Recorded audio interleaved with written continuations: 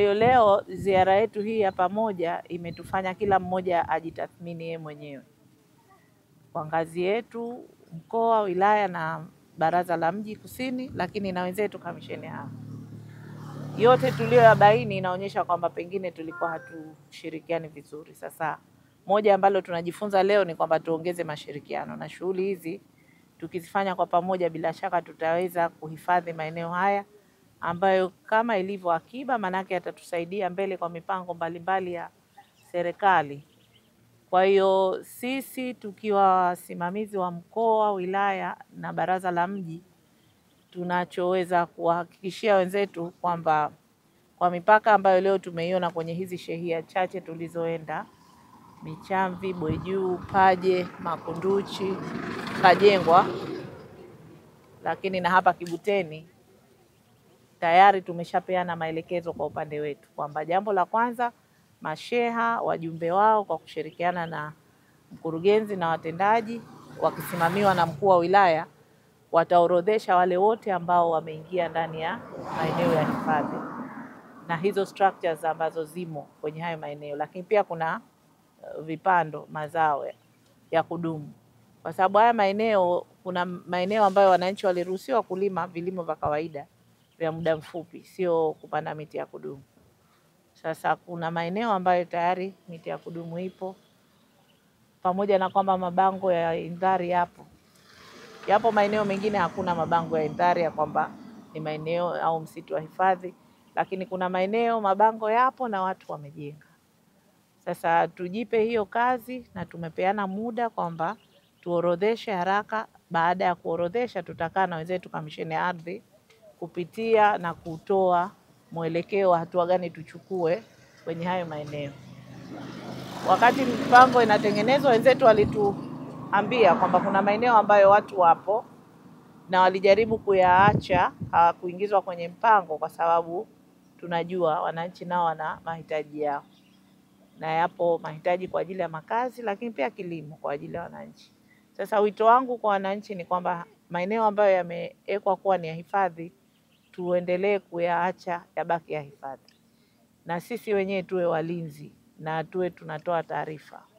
Lakini kwa ngazi zetu, masheha na wajumbe tusimamie.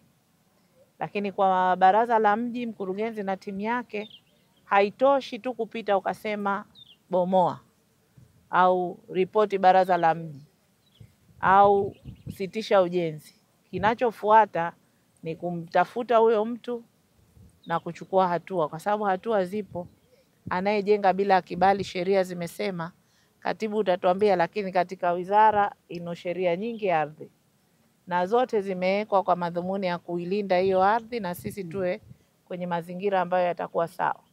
Sasa sisi ni wajibu wetu kuchukua hatua, lakini tusimwache mtu ambaye ndo kwanza leo anaanza kuweka foundation na eneo silo na hana kibali tukasema eti tunasubiri tuitane sote. Foundation ndo foundation, atakuwa ondoe. Tena unamsimamia anaondoa yeye mwenyewe. Tukifanya hivyo na wengine hawatafanya, kwa sababu maeneo yanavamiwa, uchafuzi upo mwingi. Kuna maeneo huko tumeyakuta ya hifadhi, lakini yeshaanza kutupwa taka, watu wanahuisha, yani wanaeka mbolea lakini ndo imechanganyika. Sasa yule tu tukiona anaanza kuweka vile, manake hilo eneo keshajipa mtu. Kwa hiyo ni mambo mengi, lakini tunawashukuru sana wizara kupitia kamisheni ya ardhi kwa mwanzo huu mzuri wa mashirikiano makubwa ya kiasi hichi. Hizi ziara ziendelee, na sisi tuko tayari kutoa mashirikiano, na tunajikomiti kwenu kwamba kuanzia sasa maeneo haya tutayalinda na tutaendelea kuwakumbusha masheha kutimiza wajibu wao. Ni kazi ngumu, lakini tukishirikiana inafanyika. Ziara yetu imekuwa na mafanikio makubwa, kwa sababu kwanza imetupa uelewa mkubwa wa maeneo haya ya ardhi ya akiba ya serikali.